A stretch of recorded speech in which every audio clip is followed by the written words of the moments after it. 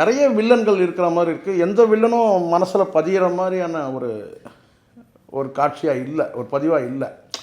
அது ஒரு இந்த படத்துக்கு ஒரு சின்ன குறையாகவே நான் பார்க்குறேன். ஏதாவது ஒரு வில்லன் வந்து நமக்கு வந்து ஒரு அழுத்தமான ஒரு என்ன சொன்ன கேட்டால் ஒரு இது இன்டர்வலுக்கு முன்னாடி சில வில்லன்கள், இன்டர்வலுக்கு அப்புறம் வந்து படம் முழுவதும் வரக்கூடிய வில்லன்கள் சொல்லிட்டு இருக்குது இல்லையா? அதில் வந்து எந்த வில்லன் பாத்திரமும் வந்து ஒரு தாக்கத்தை ஏற்படுத்தலைன்றது இருந்தால் கூட முழுக்க முழுக்க கதை முழுவதும் ஒரு தத்துவார்த்தமான சப்ஜெக்டாக இருக்குது. அதை வந்து இந்த ஜென்ரேஷன் எப்படி உள்வாங்குவாங்கன்றது கொஞ்சம் ஒரு கேள்வியாக இருந்தால் கூட படம் வந்து ஒரு நிதானமான, அதே சமயத்தில் வந்து அடுத்தடுத்த காட்சிகள் எதிர்பார்ப்போடு நகர்றதுனால படம் வந்து கண்டிப்பாக வெற்றி படமாக அமையுன்றதுல எனக்கு சந்தேகம் இல்லை. திரைக்கதையில் இன்னும் கொஞ்சம் கவனம் செலுத்தியிருக்கலான்றது நான் என்னுடைய எண்ணம். அடுத்தடுத்த காட்சிகள் வந்து என்ன நடக்கும்ன்றது இல்லாமல் ஒரு தொய்வு இருக்கிற மாதிரி இருக்குது ஸ்க்ரீன் ப்ளேயில்.